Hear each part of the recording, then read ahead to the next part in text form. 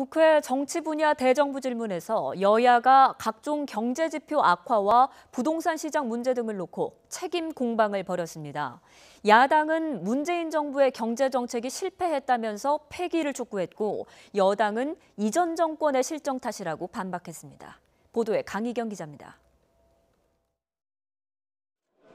20대 후반기 국회 들어 첫 대정부 질문이 열린 날, 문재인 정권의 경제 정책을 두고 느닷없는 전현 정권 책임 공방이 벌어졌습니다.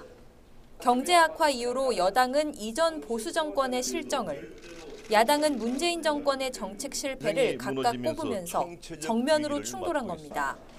자유한국당은 소득주도 성장을 태어나지 말았어야 할 괴물로 규정하고 정책을 폐기하는 것은 물론 책임자들을 경질해야 한다고 촉구했습니다.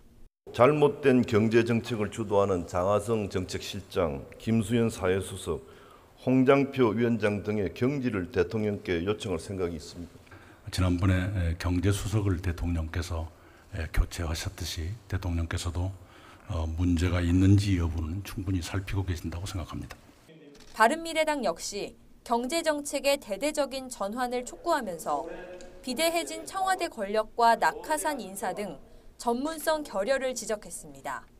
한 번도 경험해보지 못한 아마추어 정부에서 살고 있다고 말하고 있습니다. 대통령의 약속은 안개처럼 흔적도 없이 사라지고 있습니다. 반면 여당인 더불어민주당은 소득주도 성장의 당위성을 강조하는 동시에 이전 정권으로 화살을 돌렸습니다. 지난 9년 동안 이명박 박근혜 정권이 나라를 엉망으로 만든 것이라며 전반적 경제 악화, 특히 부동산 가격 급등은 두 정권의 정책 실패 탓이라고 반박했습니다. 금리 인하 문제는 단순히 부동산만의 문제가 아니고 구조개혁을 해야 하는 한국 경제의 구조조정 실기하게 했고 좀비기업 양산하고 지금 고통을 발생시킨 아주 근원지죠. 정부가 국회에 제출한 판문점 선언 비준 동의안을 놓고도 충돌했습니다.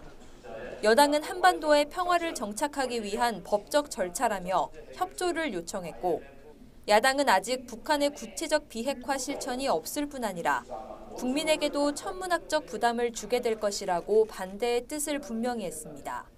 YTN 강희경입니다.